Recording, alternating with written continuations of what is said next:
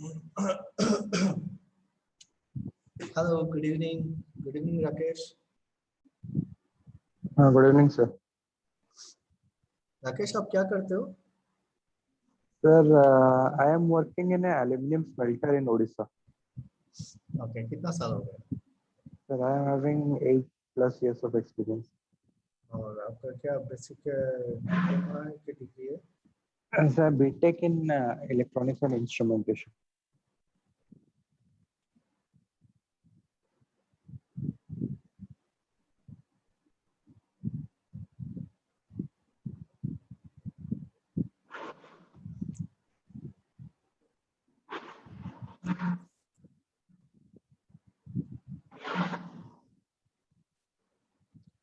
Yes.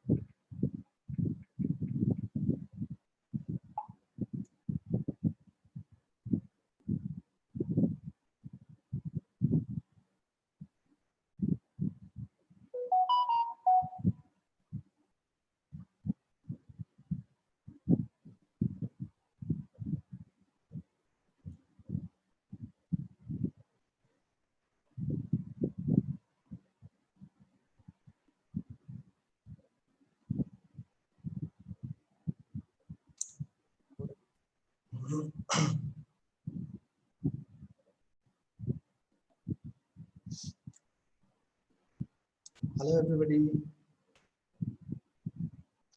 Good evening, sir. Good evening. Good evening, Pintu.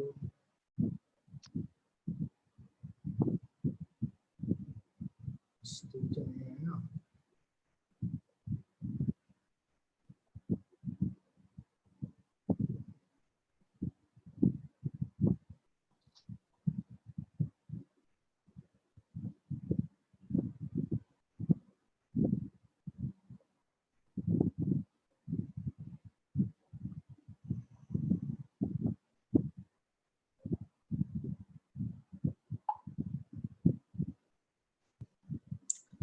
So, how are you all? Good evening, sir. I'm good. Good evening, sir. Who is this Redmi? Redmi, may I know your name?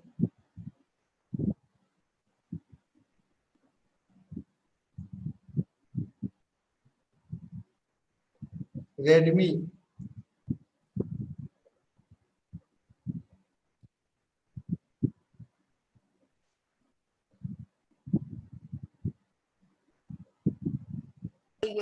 Kaushik sir. Kaushik. Okay, Kaushik, can you change your name? Because by default it is showing. Yeah, yes, sir. Yeah, that will be good. Welcome, Angshu. So all are there. Okay, let's start. Last day we were discussing about our one best parameter called pressure, is that it? And we have seen the definition, the units, all the instruments that we can use to measure pressure. And by today's lecture, I will try to finish the field instrument part so that we can move to our automation part. Okay. Sir, So, yeah, Pintu. मैंने sir वो उस दिन पूछा था वो अपना 5 volt 4 to 20 milli ampere कैसे फिर आउटपुट कर रहा है 4 to 20 मिली एम्पियर का 24 वोल्ट जब इनपुट का आउटपुट मिलता है वो 5 वोल्ट में कन्वर्ट कर रहा है फिर उसके बाद आउटपुट को 24 वोल्ट मिलता है ये इसका थोड़ा प्रोसेस मेरे को थोड़ा डाउट था थिंकिंग प्रोसेस डेफिनेटली वो कवर करेंगे जंप नहीं करेंगे बट वो चीज करेंगे ठीक है कार्ड का डिटेल्स जब हम करेंगे ना तब आपको समझ में आएगा कि कैसे कार्ड में करंट फ्लो होता है कैसे कन्वर्शन होता है you will be understanding that part okay ठीक है, अभी हड़बड़ी तो नहीं है ना? नहीं हाँ, तो कवर करेंगे, बढ़िया से करेंगे। सो काम करता हूँ। We try as much as possible to speak English. Don't use online, please. Yeah, sure. No, we were not discussing any important thing actually. Okay, sir. Yeah. So class will be in English, no doubt. And if anybody has find any problem understanding in English, they can ask me in Hindi. I can translate in both. Okay. No problem. Yeah. And enemy, if you miss anything, and if I go in flow, because sometimes what happens, I go in flow in Hindi or in some other language, so you can tell me that, sir, you have shifted. Exactly. Yeah. That happens actually. Anyways, so let's start our class. I'm sharing my screen.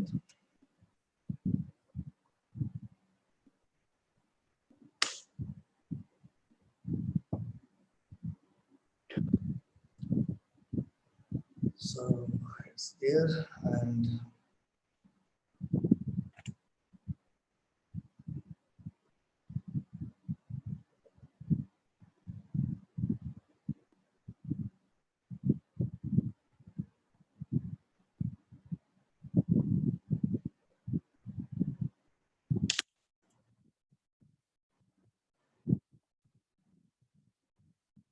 okay, so last day we have seen that one parameter it was our pressure. The next important parameter is your temperature.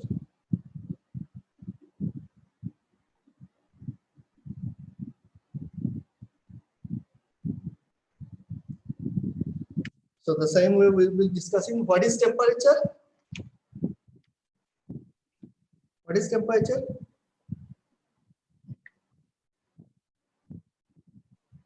Temperature is nothing but means hot, cold. Degree of What is hotness it? of a body. Degree. Yes, simply Degree. we can say it is the degree of hotness Or coolness or Of of an coldness. object Hot. or a substance. Can you tell me what exactly raises this temperature or lowers this temperature? Heat. Heat is some energy that we provide, but what is the cause of temperature? What is the basic cause? Cause of temperature. How can we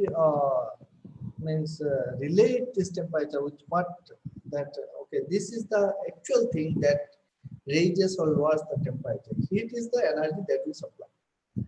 It is the molecular movement. It is the molecular movement that increases or decreases the temperature. So temperature is related to the movement of your molecules. Okay. So if we say that, okay, what is temperature? Temperature is nothing but your degree of hotness or coldness. The next thing that comes in our mind, okay, how can we measure temperature and what should be the standard units? So unit we know it is your degree centigrade, Fahrenheit, and Kelvin. Kelvin. Yes. Another unit. These three all know. One more unit is there called Rankine. Okay. So these are the 4 units to measure temperature: degree centigrade, Fahrenheit, and the absolute unit. This Kelvin and Rankine are your absolute. These are called absolute units. Can you convert degree centigrade into Kelvin? Yes. 273. No? Yes. My- So plus 273. Is that it? Right. Yes. And Rankine I also have forgotten. It is Forgot. approximately 415 or something. Anyways, that unit we rarely use. No, we even do not use Rankine. So in your Fahrenheit scale, absolute unit is actually Rankine, and in your degree centigrade scale, absolute unit is your Kelvin. Now you tell me what is the relation between degree centigrade and degree Fahrenheit? Degree centigrade and Fahrenheit. C by 5 equals to F minus 32 by 9.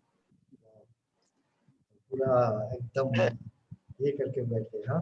नहीं याद है. Hopefully I remember. Good. And can you tell me at what temperature degree centigrade and Fahrenheit becomes equal? Cool, yeah. Hey,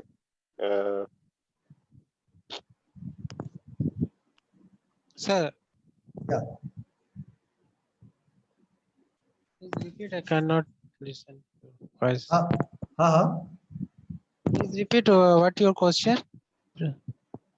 At what temperature degree centigrade and Fahrenheit becomes equal? 40 degree centigrade. Are you sure? 40 degree 5. It's minus 40 degree. Okay, let's Yeah, see how minus how 40. good.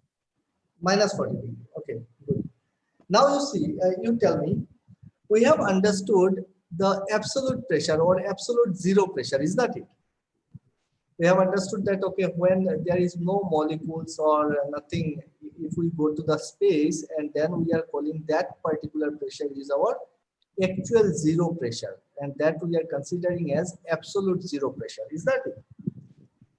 What is your absolute zero temperature?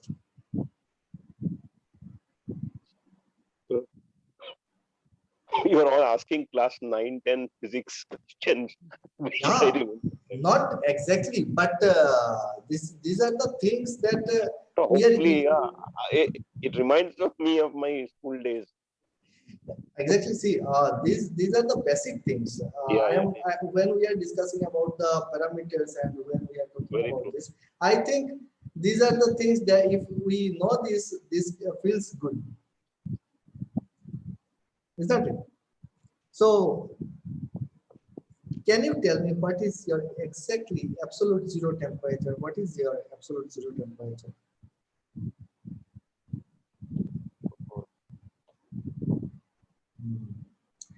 Now you see how we have divided the scale Minus based on your freezing point. Freezing point. See why I am degree centigrade, minus 273 degrees. okay, minus 273. Jitna mujhe yaad hai, whatever I Yeah. remember. Yes, exactly. And see why I go in this manner. Once your basic is clear, and from that basic, if we go to the advanced level, no, then things you need not to memorize everything. You can understand Absolutely. everything very easily. Okay, this is this. That is why it is like that. Anyways, so when we divided this temperature scale, on what basis we make this scale? Based on the freezing point of water and your boiling point of water. Is that it? Boiling point of water. What is the freezing point of water in degree centigrade? It is 0 degree centigrade. And what is the boiling point? 100 degrees Celsius. Okay. And in Fahrenheit scale, anybody? It is 32 to 1. Okay. Now you see, if I find this scale, so this will be 212 minus 32 means 180, and this is 100 minus 0 means 100 division. If I divide it, so centigrade scale can be divided into 100 and Fahrenheit scale can be divided into 180 divisions, is that it? 212 minus 32.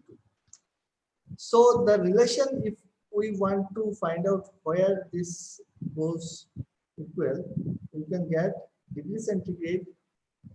Suppose a temperature I am considering here, it will be degree centigrade by 100 equal to F minus, F minus 32 yes, 32 F minus 32 by over 100. 180. Yeah. Yes. So Sudipji was equally right. If you divide it, you can get. Now at minus 40 degrees centigrade, your minus 40 Fahrenheit, both the temperatures becomes equal. My question is still there. How we are defining absolute zero temperature? Absolute zero temperature is that temperature at which all molecular movements ceased. Means if there is no molecular movement, that means we are considering that will be our absolute zero.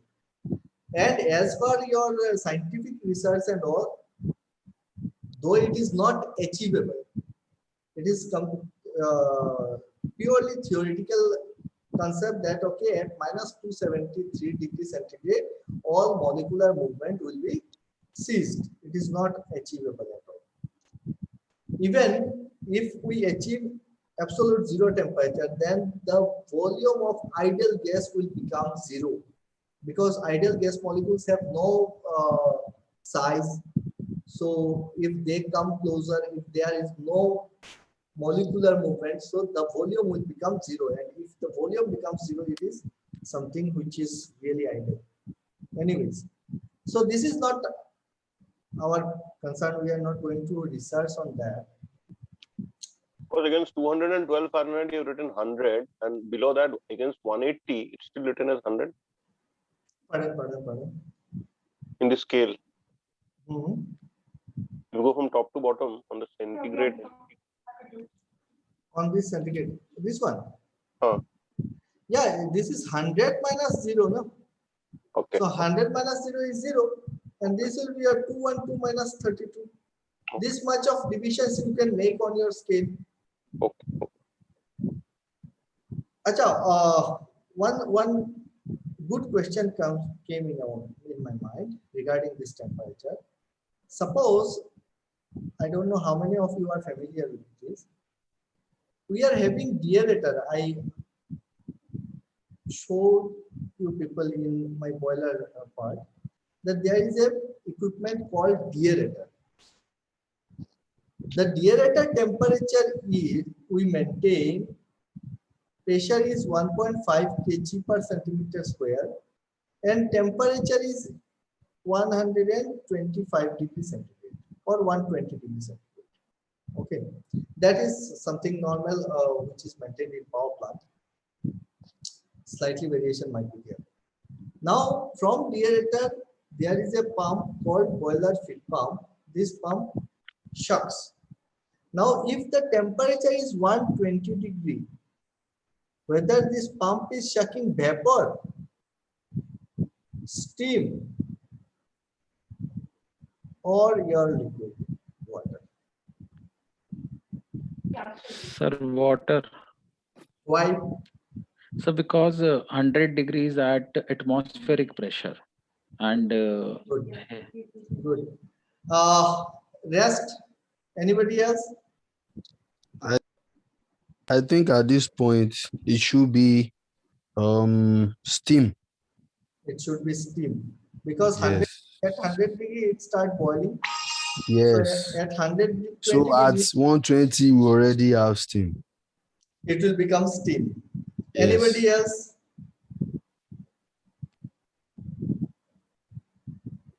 Anybody else? See, we are using pump, and pump is made for liquid. Pump cannot shuck vapor, gas, or anything.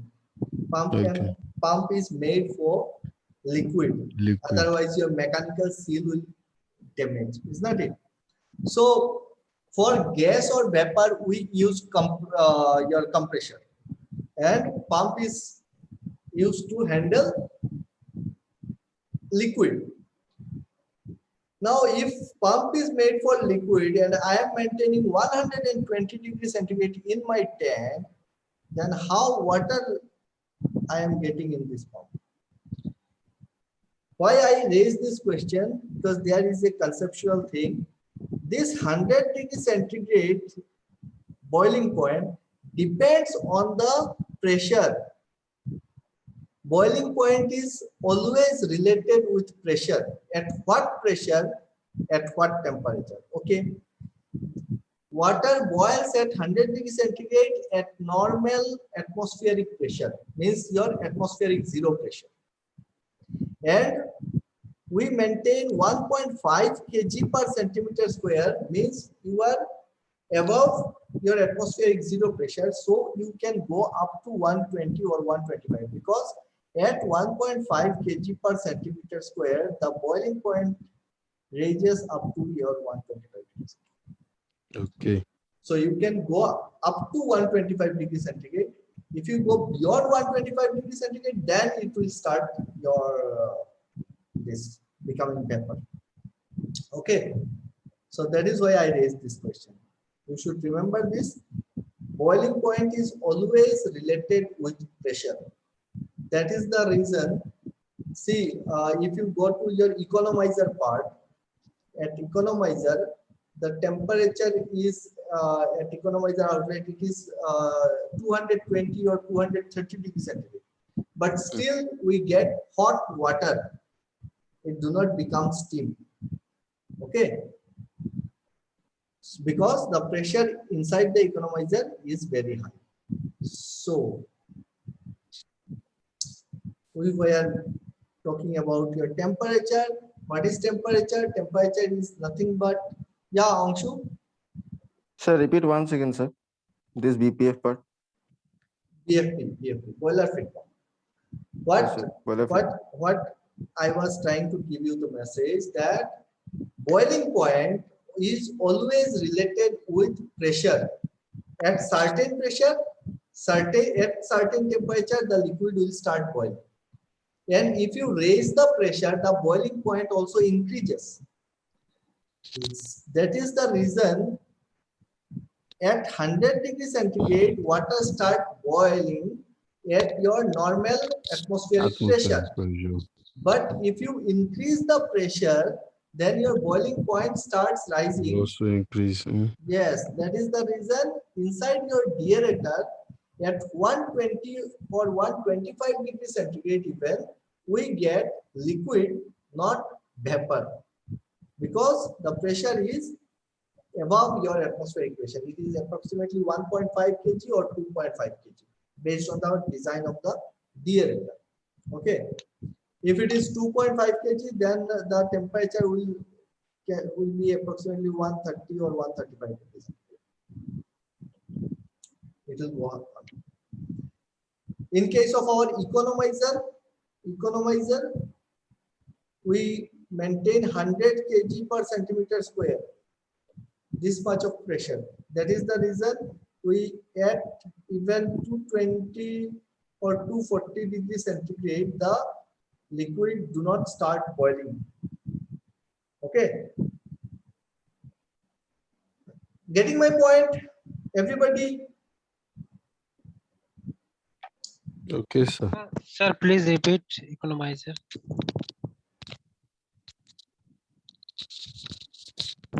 Hello. Yeah. Sir, please repeat the economizer portion. Yeah.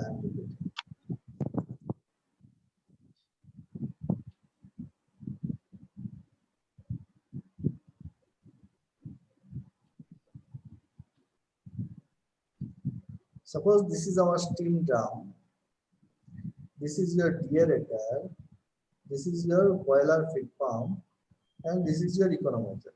So water comes from your deaerator to feed pump, then go to economizer, and then to your boiler drum.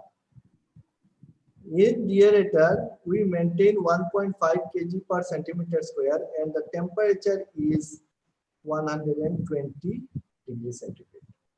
Now this 120 degrees centigrade at 1.5 kg pressure comes to your feed pump, and at 100 kg per centimeter square, the temperature remains same.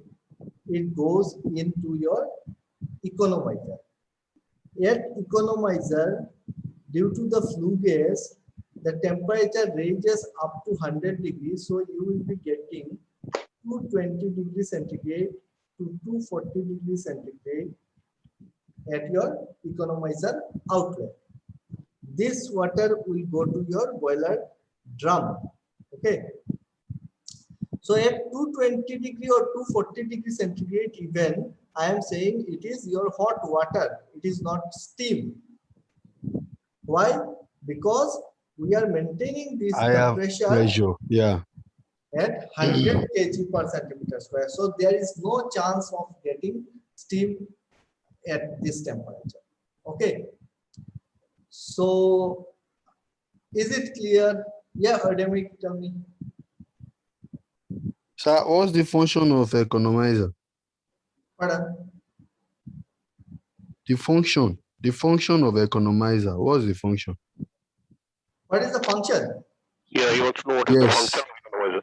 Function of economizer. Economizer is used to increase the feed water.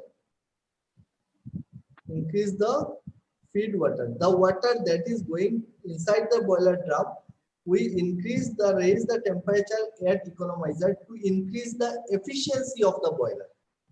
See what happens. Suppose this is my furnace. This is my furnace, and I am burning my fuel here to make the water, to convert the water into steam. Now the temperature of the water, incoming water, will be at what? Will be at, say, your 20 or 25 degrees centigrade at normal temperature. Okay, normal atmospheric temperature, or below this. If you add this temperature, 20 degrees centigrade temperature, to your boiler drum, which will be at approximately 260 degrees centigrade or above, what will happen? It will have a cooling effect, and there will be hammering too. Okay. At such a high temperature, if you are adding cold water, there will be hammering inside the boiler. That is the reason what we do. First, deaerator temperature is raised due to deaeration purpose. Actually, I will explain it. Okay. Due to deaeration, we increase the temperature of the deaerator up to 120 degrees centigrade. This temperature is further increased to your 220 degrees centigrade inside the economizer. How efficiency is increased? Because the flue gas that would be wasted to the environment, the heat that the flue gas is carrying out, that will be go to the atmosphere. What we are doing on that path, we are fitting some tubes, and through those tubes we are passing our water. So water is getting heated. So once water is heated,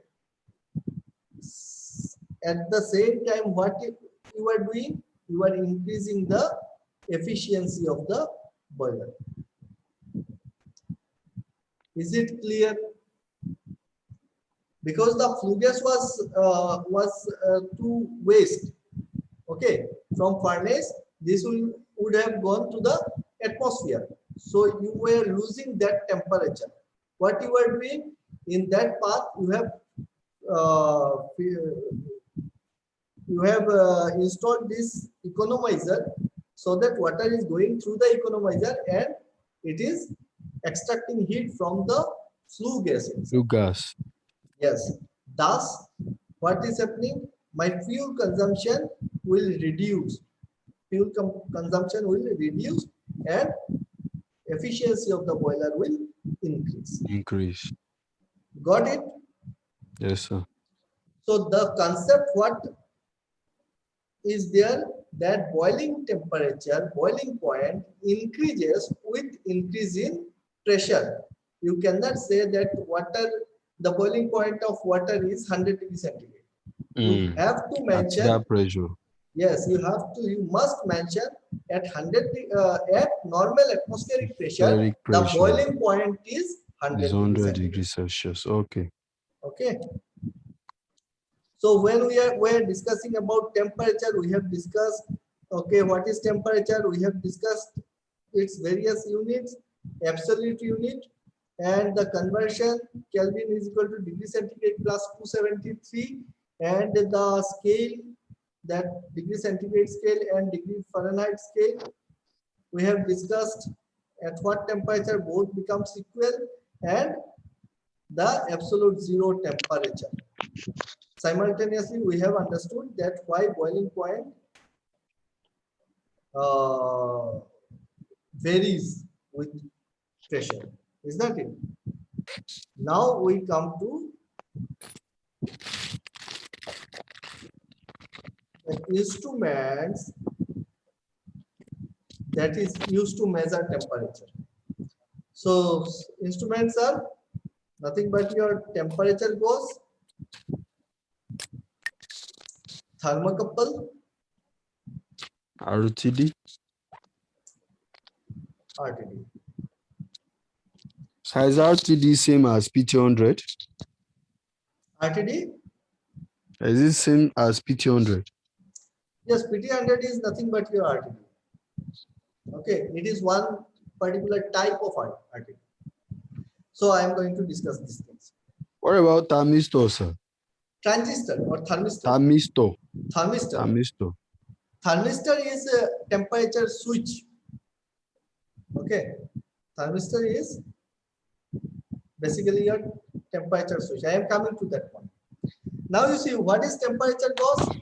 As we see in case of our pressure gauge, temperature gauge is also having some Bourdon tube, very small, tiny type, and spherical Bourdon tube. You can see here.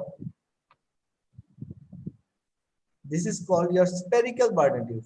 Can you see it? Is it visible or not so clear? So this is your Bourdon tube. Inside this Bourdon tube, there is a liquid.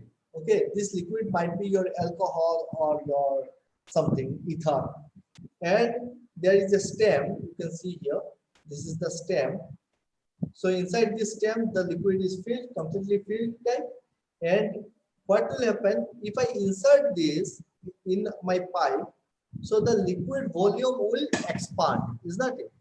So once the liquid volume will expand, the thermocouple, the Bourdon tube will give us displacement. Temperature with respect to absolute zero is absolute zero temperature. Absolute zero temperature of a perfect vacuum. No, Anshu, it is not temperature of perfect vacuum or space. I hope you are right now. It is clear to you. Absolute zero temperature is not definitely your temperature of vacuum or space. Okay. Absolute zero temperature is that temperature at which all molecular movements cease. So,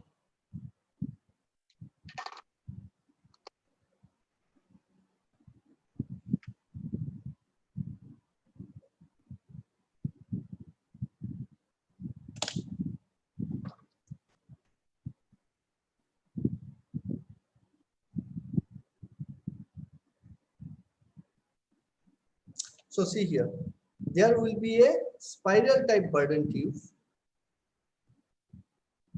Inside that Bourdon tube, liquid will be filled.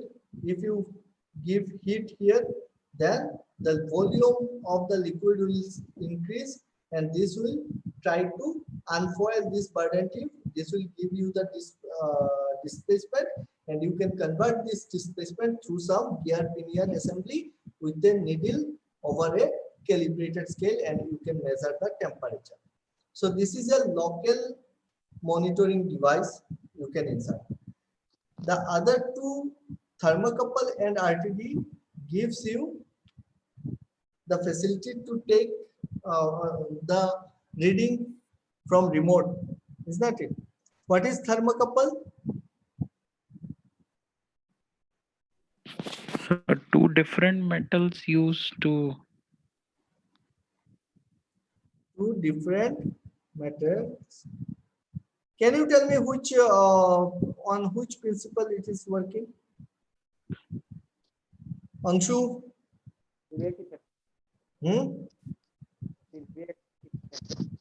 Seebeck effect. So, if two dissimilar metallic wire is connected at one junction, and there is a temperature gradient between these 2 points. There is a temperature gradient, means there must be temperature difference between its two ends. Then an EMF is generated. Millivolt will be generated by these two wires. These two wires must be of different material, or you can say different temperature coefficient material. Different temperature coefficient material. So, thermocouple's basic principle is your Seebeck effect. And what is Seebeck effect? If two dissimilar metallic wires are connected at one junction and there is a temperature gradient or temperature difference between the two ends, then at the cold junction, you will get millivolt. Okay. Now see, in our industry, what type of thermocouple we use? We use K-type thermocouple. Is that it? What is this K-type thermocouple? K-type thermocouple ranges from your 0 to 1200 degrees centigrade. In K-type thermocouple, the material used are called your alumel and chromel. Aluminium nickel and chromium nickel. These are the two materials that we use in our K-type thermocouple. The range is 1200 degrees centigrade, and this is one.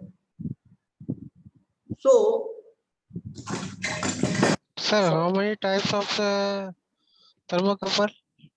yeah, there are different types like your R-type, J-type, K-type, and I have to see actually what other types are available, like your iron constant and material are using in case of your J-type, I think.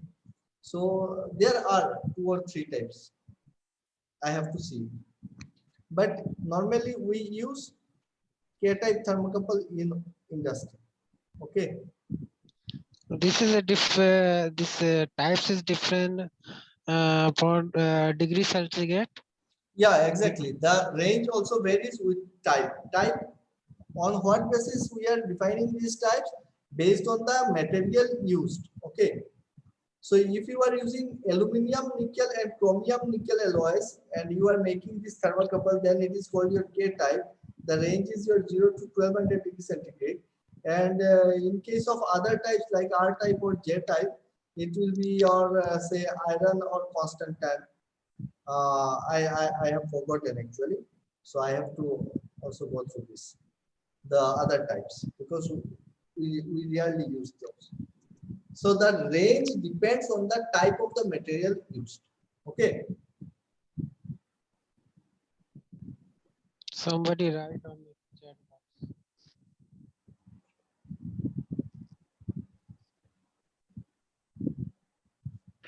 Sir, purpose of using thermocouple. Okay, Anshu is writing the type J, K, M, E. Yeah, there are so many types. You cannot remember everything. Okay, so there are many types of R type, J type, K type. If you are interested, you can go through that also. Not an issue. See, the purpose of thermocouple, why we are using thermocouple? To measure the temperature. And since it is giving us millivolt, so it is generating millivolt, means it is directly giving you some electrical voltage. So it is easy to take the output to our PLC or to some other controller to remote areas. Okay. Am I clear? It's mean it is directly giving electrical signal. Yes, it is generating. I am repeating. Generating. Thermocouple is generating millivolt. You are not supplying any electrical current to this electrical source from any electrical source. You are just giving heat to the thermocouple, and thermocouple is giving you millivolt directly. This is the material property. If you connect two dissimilar metallic wire, and if there is a temperature difference, then at the core junction you will get millivolt EMF. Okay. Okay. Okay. So okay, this is your thermocouple. Then what is RTD? RTD is your resistance temperature detector. Temperature detector. These are the two devices, RTD and thermocouple, are used worldwide to measure the temperature. Okay. So what is the basic principle? Basic principle is, It is yeah, tell me. it is a pure metal sensor, sir, whose resistance changes as its temperature changes. Yes, resistance is directly proportional to the temperature for pure metallic, for pure metal. We call them PTC material, means positive temperature coefficient material. So this is simply a wire. This is simply a wire. If the temperature of this wire varies, the resistance of this wire will vary, and it is easy to measure the resistance through some electrical bridge circuit. Thus, you can measure the temperature. Okay. The standard RTD that we use in industry is your PT100. PT means platinum. Platinum 100. 100 means what? At 0 degrees centigrade, the resistance of platinum wire is 100 ohms. Okay. So K-type thermocouple and PT100, you go in any industry, you will find that, okay, they are using these two devices to measure the temperature with your, and connecting it to the PLC or any other type of controllers. Now, in case of RTD, in case of thermocouple, the symbol will be this. In case of RTD, the symbol will be like this. Because RTD is always comes in either 3-wire or 4-wire. Okay, RTD is 3-wire RTD or 4-wire. In general, we use 3-wire RTD. Why this extra wire is required? Due to compensation to the lead resistance. To compensate the lead resistance, because see, the resistance of the whole wire will vary. Now, the resistance of this part is varying due to the process temperature, is that it? And the resistance of the whole wire will vary due to the ambient temperature variation. Thus, we need to compensate this lead variation, the resistance variation at lead. So there are two types of compensation. One is your 3-wire compensation, another one is your 4-wire compensation. In industry, we use 3-wire compensation. Thus, you will be seeing this type of symbol in any P&I drawing also. Now, how to identify the RTD, distinguish between this thermocouple? Here, one is thermocouple, another one is your RTD. Okay, you can see this.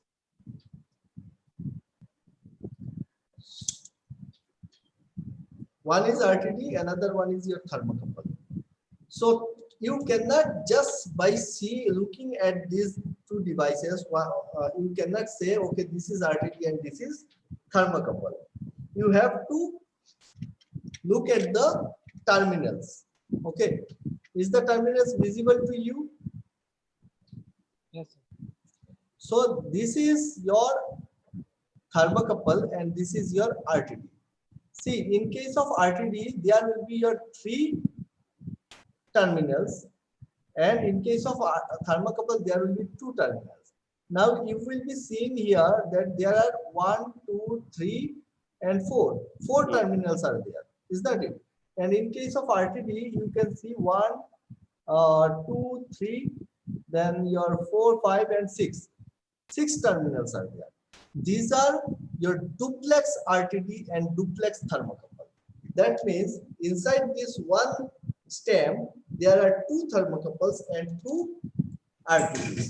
So RTD and thermocouples comes in the simplex, duplex, and triplex format. Means inside a single stem, there will be 1 RTD or 2 RTD or 3 RTD. Now one thermocouple means 2 terminals. So 2 thermocouple means 4 terminals. So inside a duplex thermocouple, you will get 4 terminals. Inside the RTD, if it is duplex, you will get 3 terminals. 3 means 6 terminals. Now, how to identify this? In case of your thermocouple, you will have this symbol, plus or minus. In case of RTD, there will be no plus minus sign because the output of your thermocouple is millivolt and RTD is only resistance. So since it is millivolt, DC volt, thus plus minus is important. If the wire is wrongly connected, you will not get the value. In case of your RTD, 2 wires will be common. You will not get any resistance. The resistance will be 0 in between them. And this terminal will be having some resistance with respect to this terminal, even with respect to this terminal. Okay. As we can see here from the symbol, this is the resistance part. This is having no resistance. This is having no resistance with respect to this. If you measure resistance here in between these two, you will get 0 resistance. If you measure resistance between this, you will get some resistance, and same resistance you will be getting from this. Okay? Are you clear?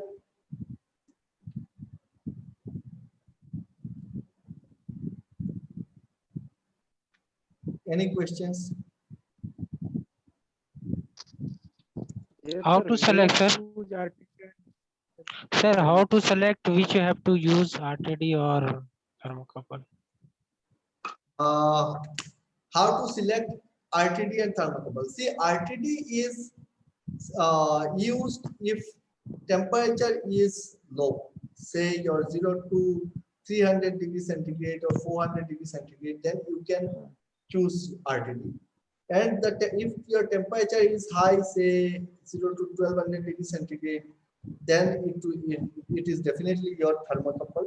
And if even up to 1500 degrees centigrade, you can use thermocouple with your R-type thermocouple, I think. So K-type thermocouple can be used up to your 1200 degrees centigrade. Okay, and beyond 1500 degrees centigrade, and yeah, we use pyrometer. We use pyrometer. You cannot use thermocouple or RTD there. So RTD is for your low temperature. Thermocouple is up to say 1200 or 1300, 1400 degrees centigrade. K-type can measure up to 1200 degrees centigrade. In case of in any interview, people will ask you the range of K-type thermocouple up to 1200 degrees centigrade, and R-type is up to 1500 degrees centigrade, and beyond that temperature you use pyrometer. So what we have understood till now, we have understood temperature.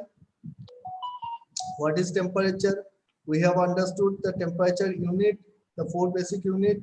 At what temperature both degree centigrade and Fahrenheit becomes equal. We have understood the absolute zero temperature. Then we have understood boiling point concept. We have seen here why the water inside the economizer do not get boiled at 220 degree or 240 degree centigrade even, because the pressure is 100 kg. Then we were discussing about our instruments, say temperature gauge, where we use your spiral type Burden tube, field type, or bimetallic. There are many different varieties actually. So you can use bimetallic temperature gauge also. The most important thing is your thermocouple and RTD. Thermocouple is, yeah, Olusegun. So if we are to use multimeter to check RTD, like the ones that has 3 cables, so how do we know the one that what resistance do we expect to get from the main one, which is not for the atmospheric the ambient, the main one that is to be used? So what difference do we notice in their resistances? I'm not getting you exactly. We have three terminals in RTD. Okay. Yes. There is one that is for the main circuit connection, and you said there is one that is for ambient measurement. Exactly. So now, what difference do we notice when we using multimeter to read the resistance? So that we know this is the main readings, the main terminal. Got it. See, there will be 3 terminals. Okay. You can see that there will be 3 wires definitely for the 3 terminals. The color of the 2 will be same. Those 2 wires are actually common. And third one will be of different color, which will be your resistance wire. Now, when you are connecting some multimeter over here, suppose this is my multimeter. Okay. So I am having 2 leads. Now, if I connect this multimeter to this to check resistance, definitely to check resistance, the multimeter will show you 0 value. If I measure resistance in between these 2, then the multimeter will show me the resistance value. Now, what will be the resistance? It will depend on the temperature that is on the tip of this RTD. Okay. Now, how you will come to know that what resistance at what temperature? It depends on the RTD, and there is some standard chart, RTD chart. You will get it from Google itself. PT100 standard chart, at what resistance, how much temperature. Okay. Getting it, my point? So at, Yes, sir. at 20 degrees centigrade, say at normal ambient, it is approximately your 118 ohm or 108 ohm. Forgotten. So it is like that. It is approximately your 108 or 118 ohm at normal ambient temperature. Okay.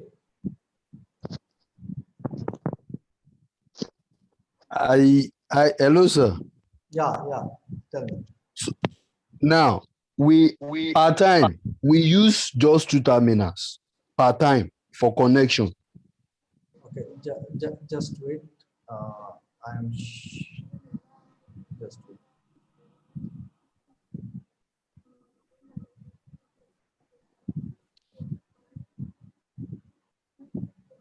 Is my screen visible now?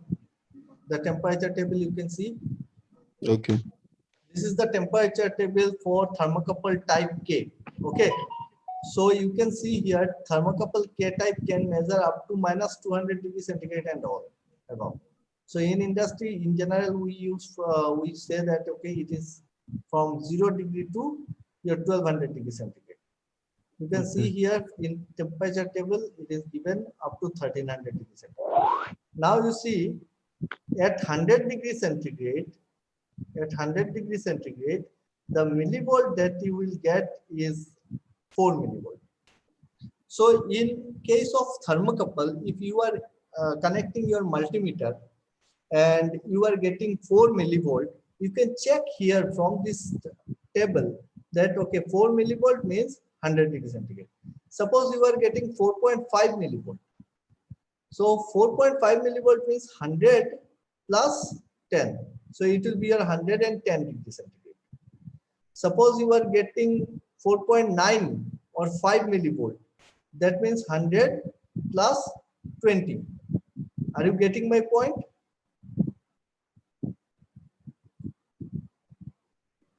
Can you observe this? This 100 plus Yes, sir. your 20. So 120. Suppose I am getting 38.5 millivolt. So what will be the temperature? It will be your 900 plus your 30. Means 930 degrees centigrade temperature I can say from thermocouple table. Similarly, I am having your RTD PT100 table. So in case of your PT100, suppose your normal ambient temperature is say 20, yes, 108. I told you, no, that say 30 degrees centigrade. So normal ambient, if it is 30 degree, the resistance will be your 112 ohm. Okay. If it is 20 degree, then you will get 107 or 108 ohm. So suppose you are measuring 300 degrees centigrade. So you will be getting 222 ohm resistance at your RTD output. Are you getting the table? Yes, you can sir. see here 300. Suppose you are you just connected your multimeter and you have got the reading say 186.8. This one. Say 186.8 you are getting the reading. So what will be the temperature? You can say it is 200 plus 30. So the temperature will be your 230 degrees centigrade. Hello. Clear now? Yes, sir. Any questions? Yes sir, अगर PT100 हमारा अगर 0 degree centigrade पर अगर 100 ओम से कम resistance दिखा रहा है तो क्या समझ लेंगे हमारा PT100 फॉल्टी है क्या? Yeah, definitely. If it is showing less than your 100 degree, then this RTD is not Bad. Probably bad. Yeah. It is not okay. So you can calibrate it through some temperature bath. Okay. Temperature bath, what I should say, you set some standard temperature there, say 200 degree you have set, and you insert this RTD, and after some time this temperature bath will indicate you that okay it is now at 200 degrees centigrade. You check the resistance. If the resistance is coming as your 170 or 71, 72, then it is okay. Because see, in general, in case of your temperature elements, thermocouple and RTD, we are having nothing in our hand to make the error corrected. You have to throw it out and you have to replace it simply. So you can calibrate it, check the error. If the error is normal, linear, then you put on the calibration tag that okay, error is your plus minus 5 degrees centigrade or so, and you can use it. Okay. Pintu समझ में आया? So in case of your thermocouple, what you are seeing at the terminal, you are looking for the voltage, millivolt. This is in millivolts. So at your 700 degree centigrade or 800 degree centigrade, the millivolt will be your 33, 34 millivolt. Okay.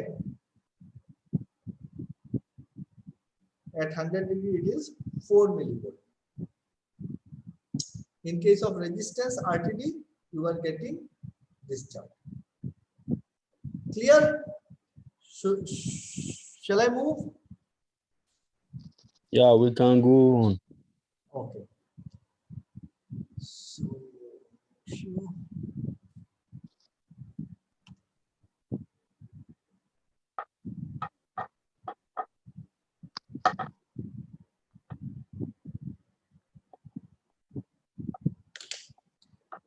Now you tell me if I am having this RTD or I am having this thermocouple in my hand right now.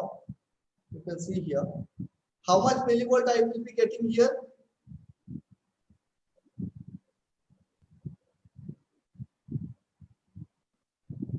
How much millivolt if I connect a multimeter here? 4. 4 millivolt. Anybody else? 4 millivolts will be 0, I suppose. Sir. We don't know the temperature, your ambient temperature. Suppose it is 20 degree. Okay. Can you say at 20 degree centigrade? At 20 degree centigrade, if I look at the chart, it is showing 0.7 or 0.8 millivolt. So suppose the temperature, room temperature is your 50 degree, 2 millivolt as per chart I am telling you. So how much I should get here?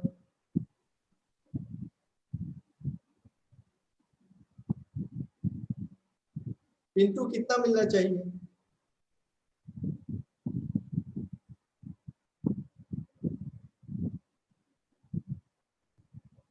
ये तो chart से देख के पता है, इसका calculation तो chart से ही पता चलेगा ना sir.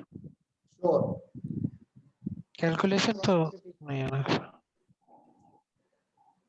You connect a multimeter here, you will get a 0 millivolt because there is no temperature difference between your two ends. Is there any temperature difference? No. I am holding it here, so it is at room temperature. Now, cold junction and hot junction both are at same temperature. So until and unless there is a temperature gradient or temperature difference, your thermocouple will not generate any millivolt. Okay. Twisted question or twisted question है यार। हाँ? It is a twisted, yeah, twisted question. ये सब आपको interview में पूछता है, मैं इसलिए रिपीट कर रहा हूँ. These questions are asked many times in your interviews. Whatever I am telling you now, these questions are mainly interview type questions. Interview Go for it. questions. Yeah, these are interview questions.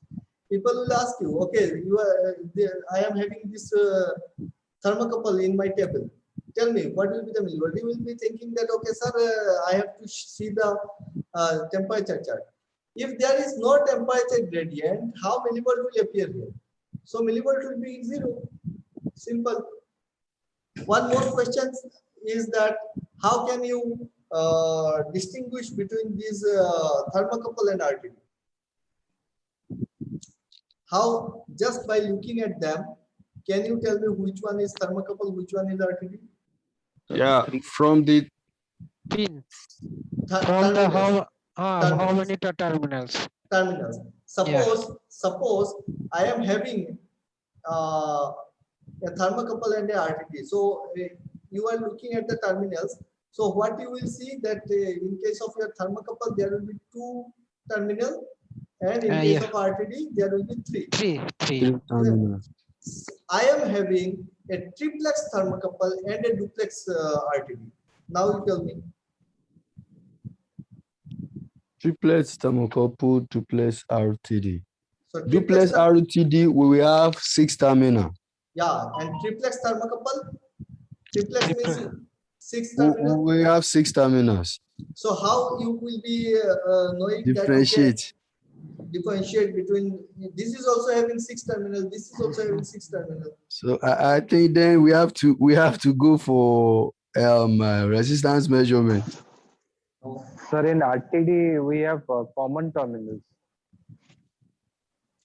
In Sir, in case of case your, of sir, in case of RTD, we might get some millivolt, but in case of thermocouple, we might not get any. Like if we connect no, no, nothing. You will not get any millivolt in your RTD, man. How Okay. you can get a All- millivolt? Millivolt Only is, resistance, resistance variation. millivolt can be generated by thermocouple only if there are two dissimilar metallic Temperature wire, gradient. and there is temperature gradient. Okay, if there are, these two materials are of different temperature coefficient, then only millivolt can be generated if there is a temperature difference. And in case of your RTD, it is a pure metallic wire. It is a single wire. So how can you get a millivolt? You will never get a millivolt in case of your RTD. Now my question is, I am having triplex RTD and duplex thermocouple. Both are having 6 terminals. Is that it? In case of thermocouple, you will be having marked plus minus sign.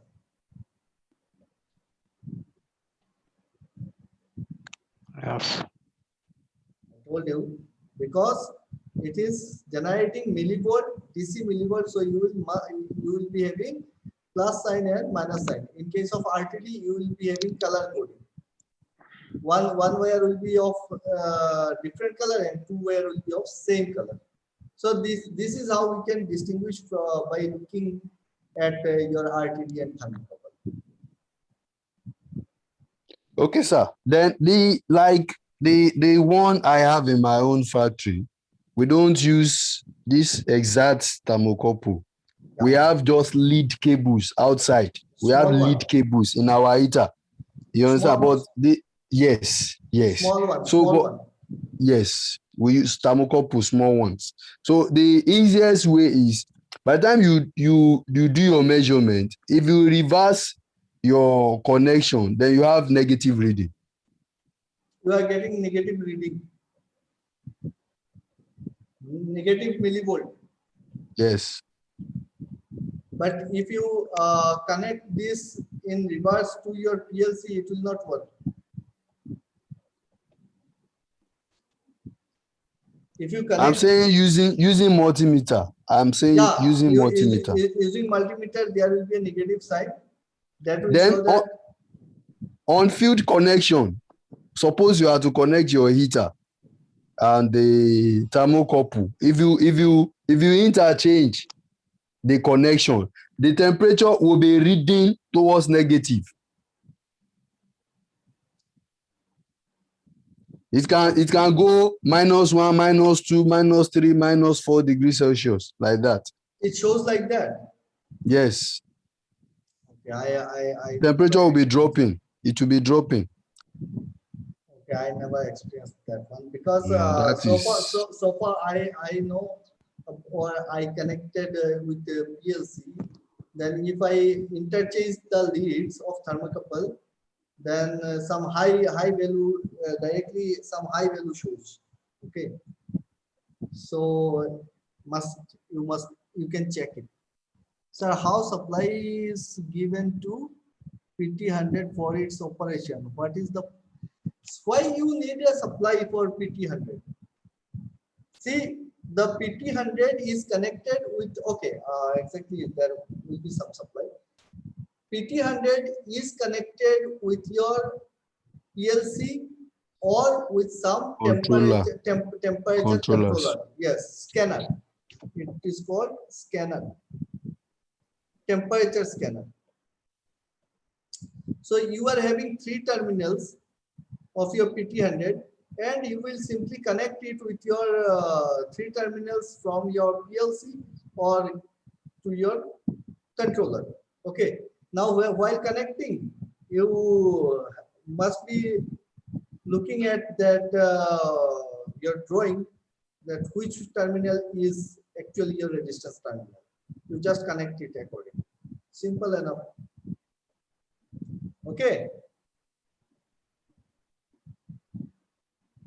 How you know that your thermocouple is okay or not?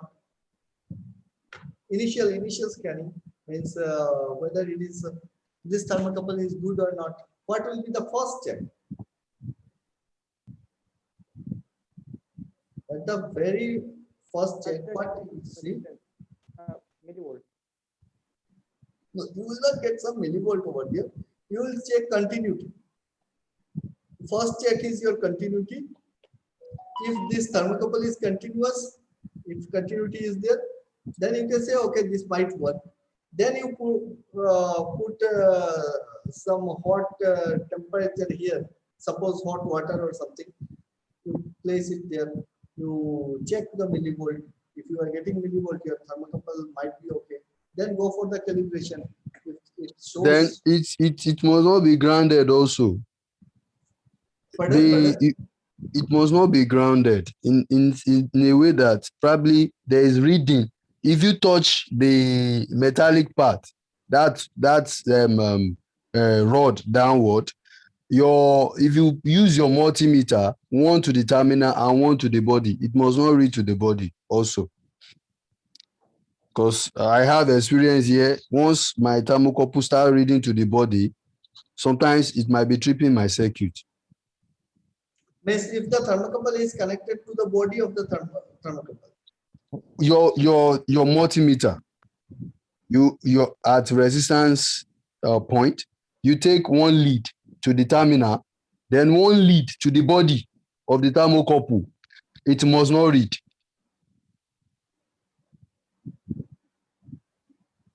You don't get it. I didn't get it. Means बोल रहे sir वो एक lead में एक wire लगाएगा multimeter का, दूसरा उसका जो थर्मोकपल का बॉडी में लगाने से वो रीडिंग नहीं मिलता है. हाँ तो बॉडी में कैसे मिलेगा? How you will get reading at your body? I've seen 40 thermocouple that reads to the body. When it gets 40. No. How you will be getting reading through your body? See, this is the stem. Where is here? Where is here? There will be powder coated. It will be powder coated. So if you are connecting your multimeter, one lead at your body and one lead at your any of the terminal, how can you get a reading? So I'm saying 40 thermocouple. I've experienced that before. 41. Oh, 41 means the thermocouple might be discontinued here and it has touched the body. Yes. It might be touched the body. Oh yeah. Then you can get some reading if it is touched the body. Okay. Okay. So I hope we are clear with. We are done with our thermocouple and RTD. Is that it? So Yes, the sir. things Yes. that we need to recall in our mind that thermocouple is working on Seebeck effect. What is Seebeck effect?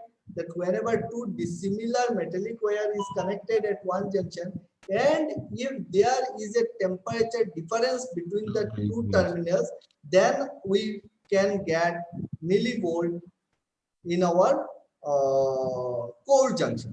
Okay, millivolt at the core junction.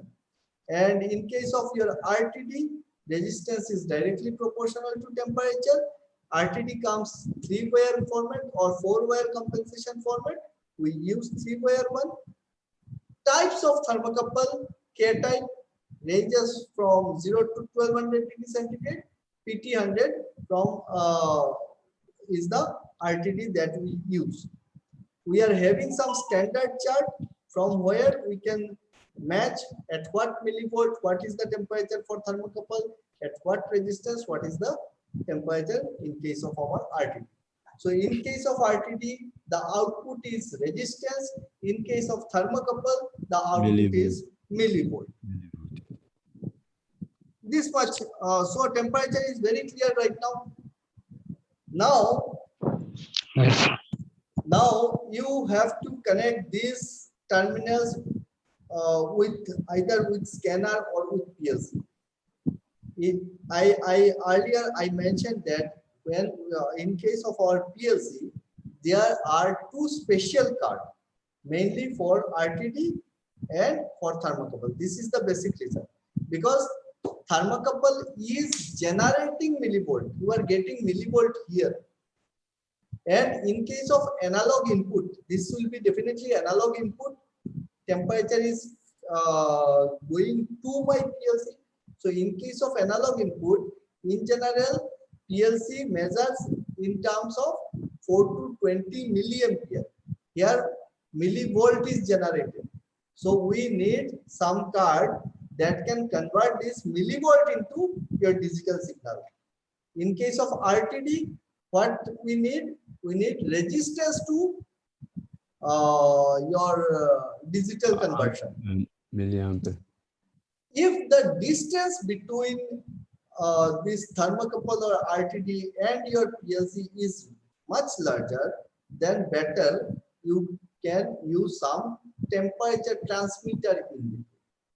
So that, because millivolt signal can be distracted if that path is too long.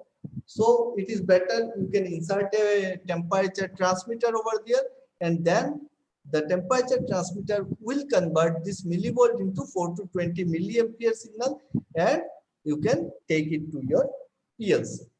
Clear? Yes, sir. Okay. So we are done with temperature and pressure. Hello, sir. Yeah. Are we saying that is for thermocouple? What about for RTD? Don't we need the transmitter since it's generating a resistance? Yeah, in both the cases, whether it is thermocouple or RTD, we may use temperature transmitter, but Okay. it is an additional cost to you. Is that it? Means suppose you are having 50 RTD or 50 thermocouple in your plant, and you need then 100 temperature transmitter, which is an additional cost to you. If you choose your PLC or your controller in such format that can accept directly your temperature element, means RTD or thermocouple, that is better. You can directly connect these things with your controller. Okay. Okay. So my dear friends, do not just leave this session. This is very important session. If you are working in instrumentation or automation field, then this part, temperature measurement part, thermocouple RTD, the basic concept is really very, very important for us, even in case of our interview or even when you are in field, to understand that. Okay. Now you go anywhere, you measure, you are having a RTD, you simply measure the resistance. If it is a thermocouple, you simply measure the millivolt. You check the chart, you will get what is the temperature inside. So what to discuss next? If we are done with the temperature measurement and your this pressure measurement, we now discuss flow measurement. See, there are a lots of devices, instruments we use for flow measurement. I am here discussing one rotameter. You heard the name rotameter. That is your local monitoring device. If you have seen ever this rotameter, and other technique that we use in automation, how to measure flow. Can anybody tell me with your PLC or DCS? The rotameter is The pressure difference. Other. rotameter is a local monitoring device. Once again, water will or liquid will flow through this rotameter. There will be a displacer or float. This float will go up and down based on the flow, and you will having a scale over there. You can see at the scale where the float is, and you can measure the flow. This is simple one. So when we are talking about our PLC or DCS or automation, we need some electrical signal, is that it? So how Yes. can we get this flow? Then you use float valve, sir. Float one? No. Did you ever heard about orifice? Yes. So orifice is used to measure flow, is that it? Yes. Can orifice measure flow? I think is a material that is designed. They designed. So they designed at both the entrance. At a point, there will be a kind of a compression at a point where we can easily measure the speed at which the material is flowing. Okay, tell me what is orifice?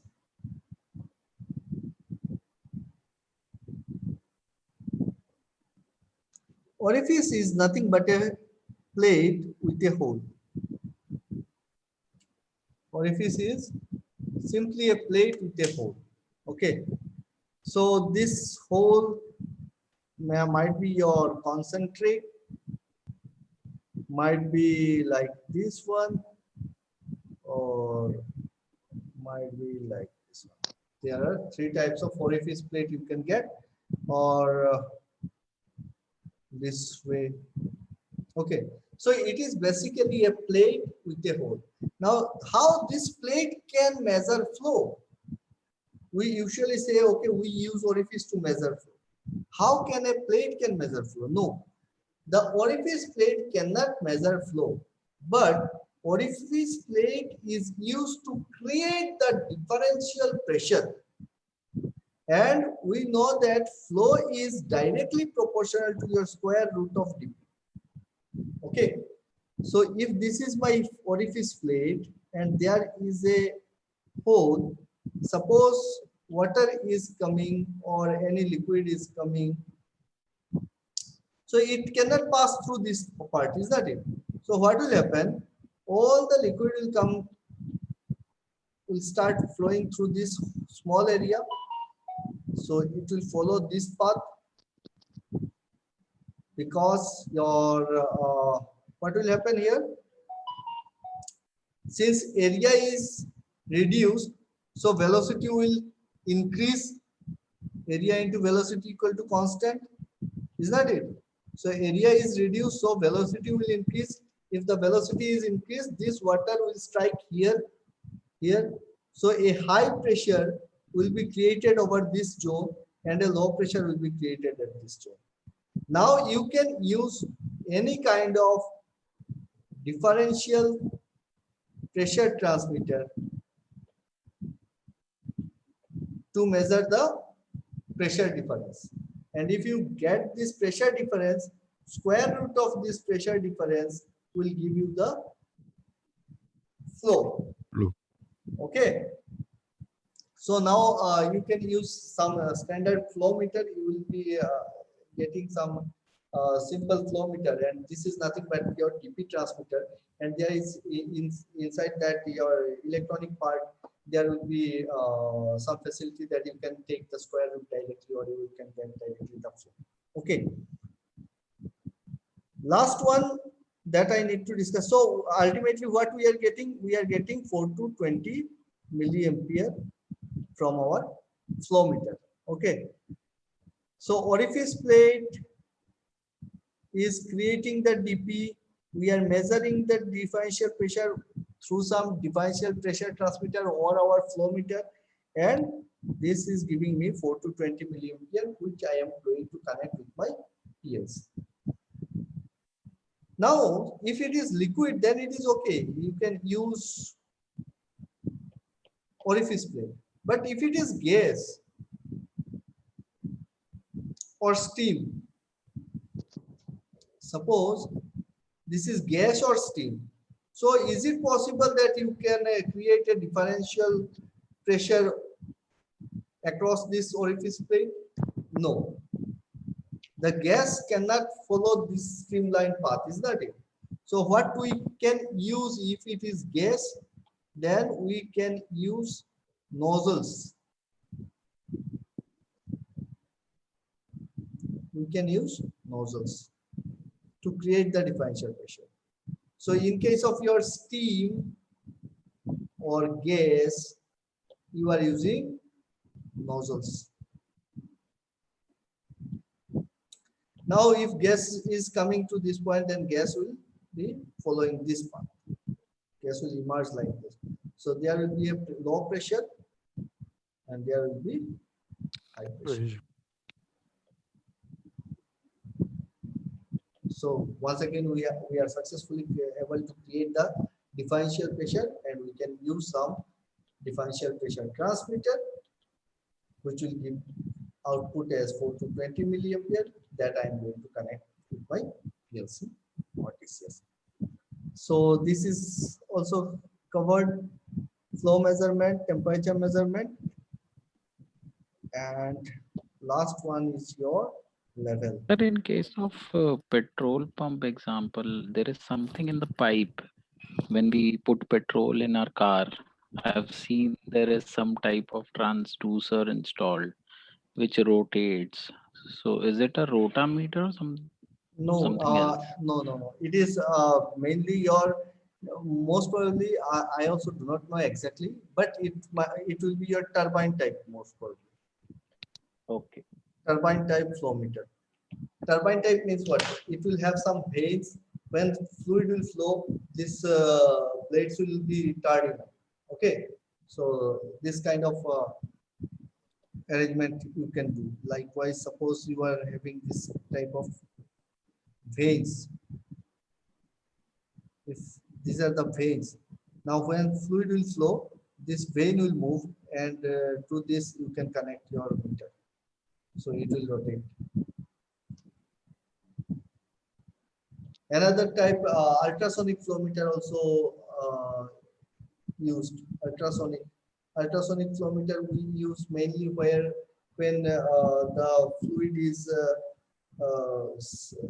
means colloidal fluids or some corrosive fluid, then we use ultrasonic flow meter where you cannot insert these turbine type vanes also. Okay.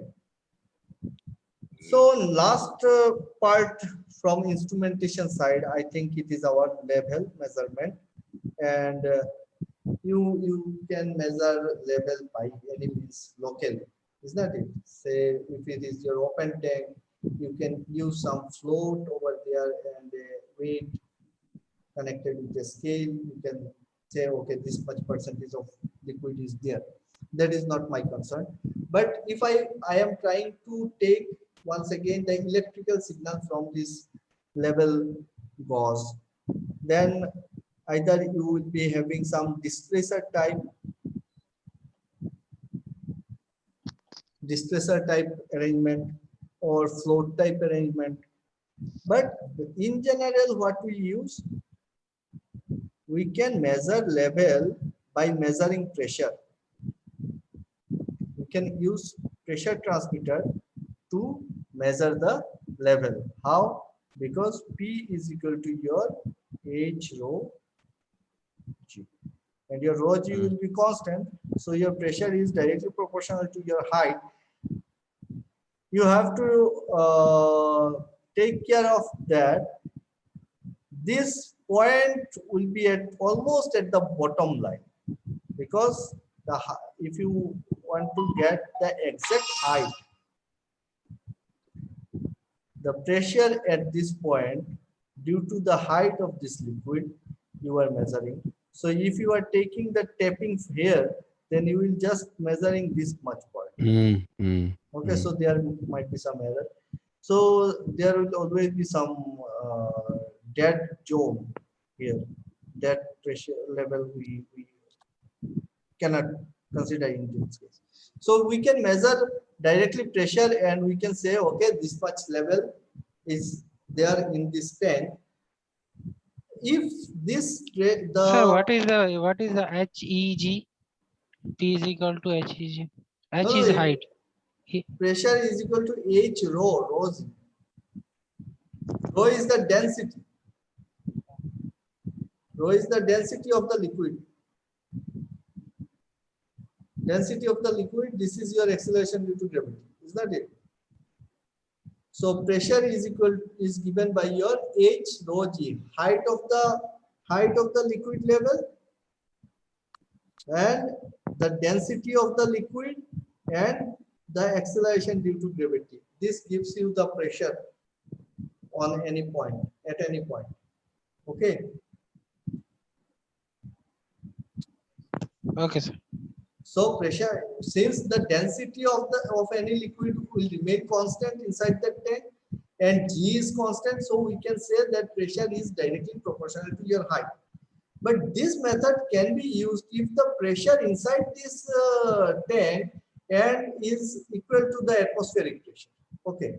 But suppose if the tank is a Closed tank.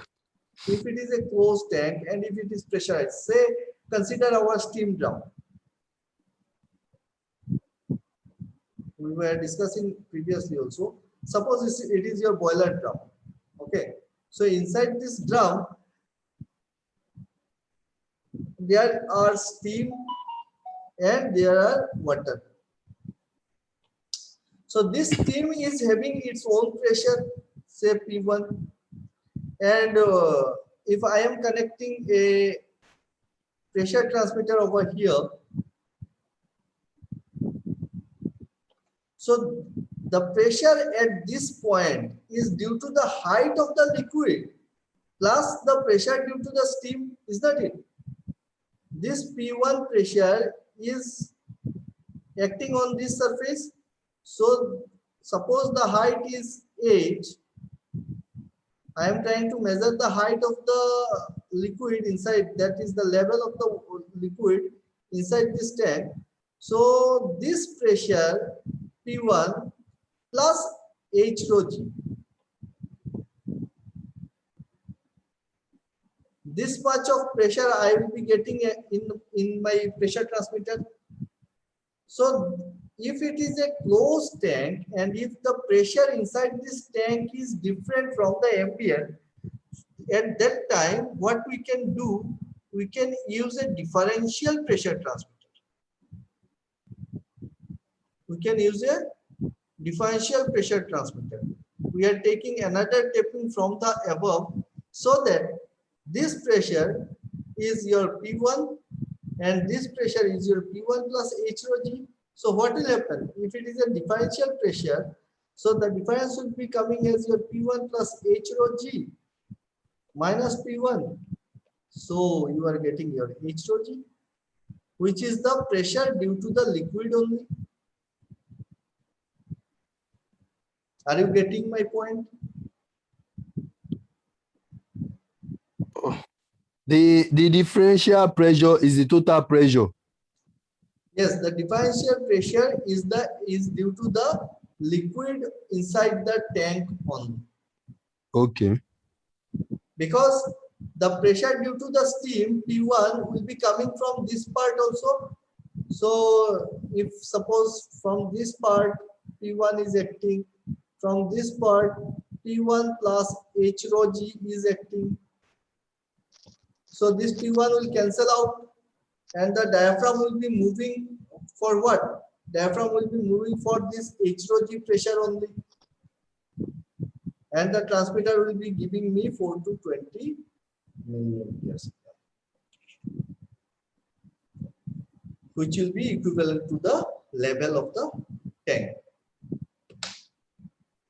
Is this much clear? Not exactly. Okay, I am repeating once again. Suppose you are having a drum. You are having a drum here. Inside the drum, there is water. And the level of the tank, water level is H. You have connected a pressure transmitter here. Pressure transmitter here. So how, and above this water there is steam which is at a pressure of P1. Mhm. So at this point, the say there is your diaphragm. So the diaphragm is experiencing a pressure, how much? Due to the pressure above the water P1 plus the pressure due to the height of this water H rho G.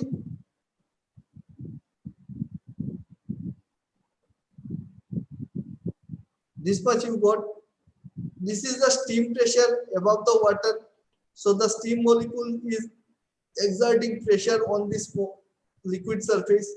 This pressure will be experienced at this point, and due to the weight of the liquid, due to the density and the weight of the liquid, this liquid will be exerting another pressure over here at this point. Is that it? If the height is going down, the pressure will be decreasing. If the height Yes. of the liquid is increasing, the pressure will Pressure be increasing. increases. Yes. So it is due to the height of the liquid. So there are two pressure. So if I am using only a pressure transmitter to measure the height, then in this case it will not give me the exact level of the tank, because there is another pressure. I have to take account for this pressure. So how can I do this? If I connect a pipe from top of the tank to this part, then this pressure is nothing but this P1 pressure will be coming through this. So this pressure will balancing the diaphragm once again from this side, and if from this part P1 is coming, so this P1 will cancel out this P1, and the pressure displacement that is experienced by the diaphragm is only due to the H rho G pressure, and this H rho G pressure is due to what? Due to the liquid only. Thus we can say the pressure is directly proportional to H in this case. So if you are trying to measure level of a closed vessel, which is pressurized closed vessel, then you have to use differential pressure transmitter instead of simple pressure transmitter. This is the main funda for your what you were trying to do, your process automation, process industry, process plant. We are measuring 4 different parameters: pressure, temperature, flow, and level. Now, how we are measuring pressure? We are using pressure transmitter. How we are measuring temperature? Through thermocouple and RTD. How we are measuring flow? With a differential pressure transmitter, because flow is directly proportional to the square root of differential pressure. And how we are measuring level? With a pressure transmitter or differential pressure transmitter. When we are using pressure transmitter, if the vessel is open one or the pressure inside this vessel is equal to the atmospheric pressure. When we are using differential pressure transmitter, if the pressure inside the vessel is different from your ambient pressure, then to measure level, we are using differential pressure transmitter. That much. So एक बार इसको ये करते हैं, recap कर लेते हैं आज का class. Today's class we just see what we have done. First, we have understood what is temperature. Temperature is nothing but your degree of hotness or coldness.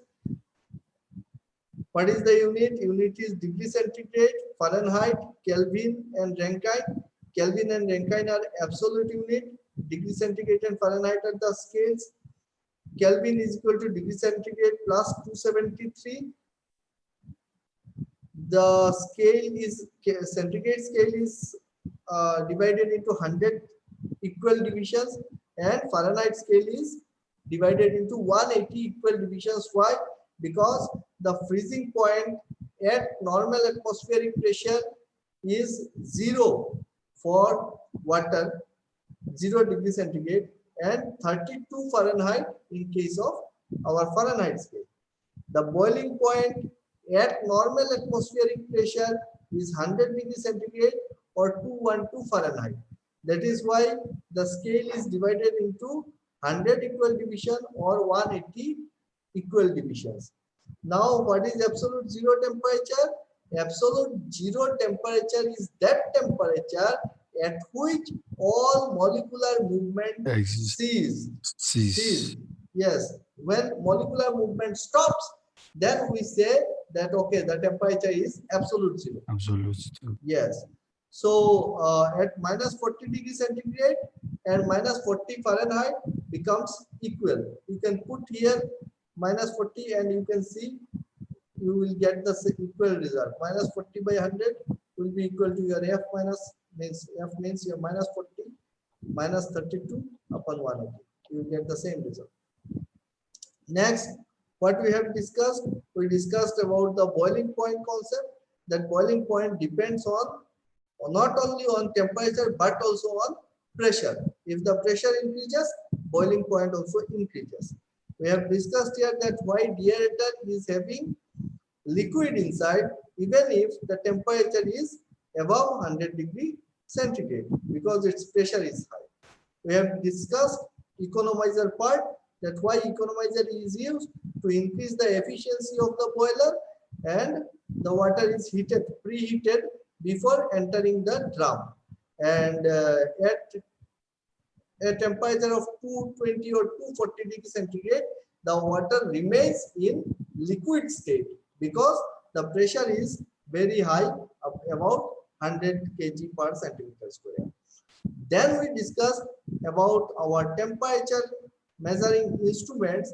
We have discussed temperature goes through some spiral type Bourdon tube or bimetallic multimeter. Other two elements are thermocouple and RTD. Thermocouple is nothing but your two dissimilar metallic wire connected at one junction. What is the output of thermocouple? We get output of thermocouple as millivolt. We discussed that we use K-type thermocouple in our industry because of its range 0 to 1200 degree centigrade. What are the material used in thermocouple? It is your alumel and chromel. The two metallic wires are alumel and chromel. Then we discussed resistance temperature detector. What is resistance temperature detector? It works on because the resistance of pure metal varies directly with temperature, and it is your PTC material. That is why we use that can be used to measure the temperature.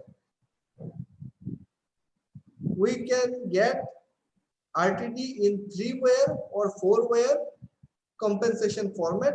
So we use 3-wire compensation compensated PT100 type RTD, and we can say that okay, there are 3 leads or 3 terminals in case of our RTD, where 2 terminals are of same color.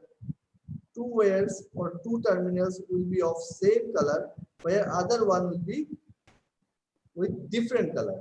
So we know right now that the 2 same color wire will have 0 resistance in between them, and they respectively will have same resistance with the 3rd wire. What is the symbol of RTD? RTD symbol is like this.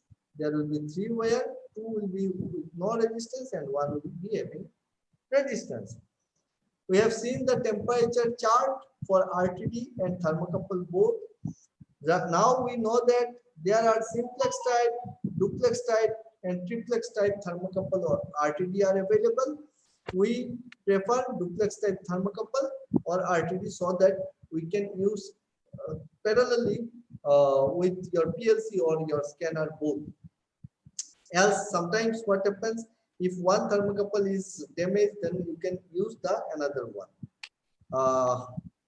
Next we have discussed that how can we just looking at the thermocouple or RTD, how can we say that, okay, which one is thermocouple, which one is RTD? If there is some marking like plus minus and if there is color coding.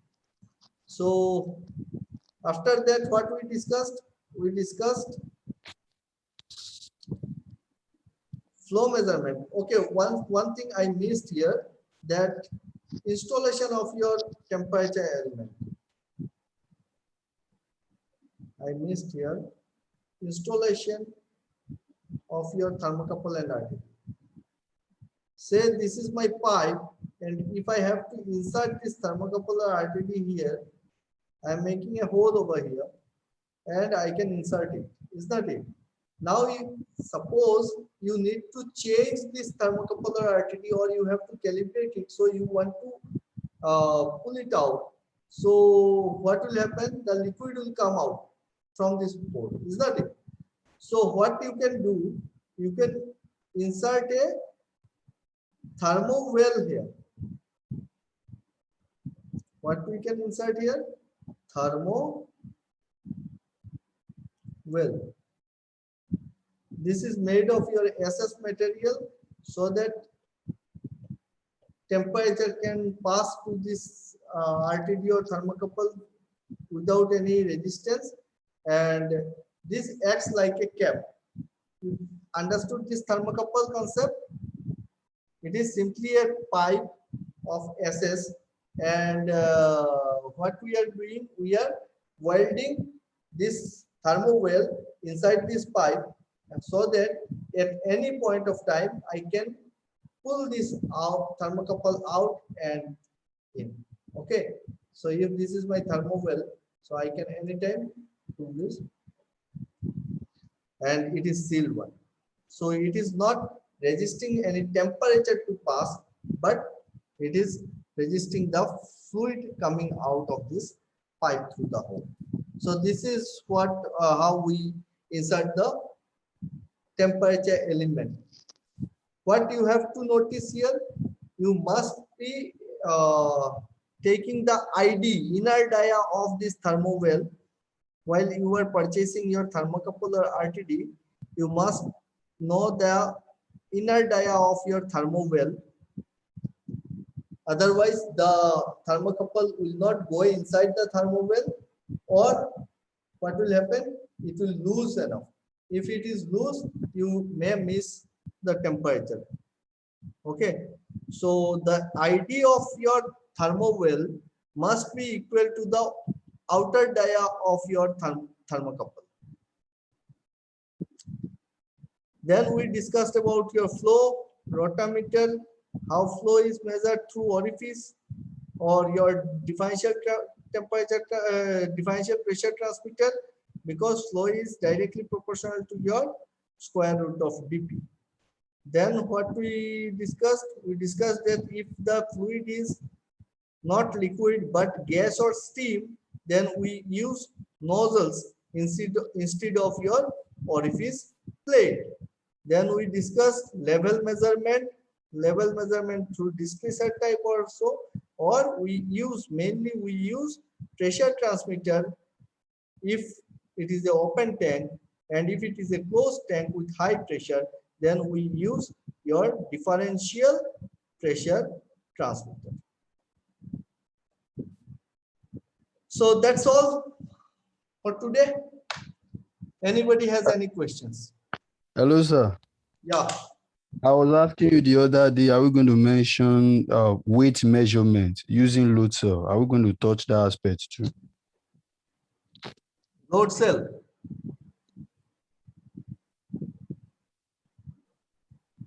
What do you mean load cell? Yes. Hello. Weight Okay. measurements. Okay. Are we going to touch that aspect too? Okay, I will cover in my next lecture. Okay. Okay, sir. Load cell part. So mainly, see, now we are having some idea that how we can insert or install the field instruments to measure the analog parameters like your pressure, temperature, flow, and level. Is that it? So next day I will be talking on something on PLC hardware. Okay, on cards and this part. We will start connecting the field instruments with our PLC. Okay. So till then, Yes. bye bye. We'll be meeting on day after tomorrow at 7. Okay, thank you. Bye bye. Okay, thank you. Good night, sir. Good night. Yes, sir. Bye bye. Thank you. Okay. Good night, everyone.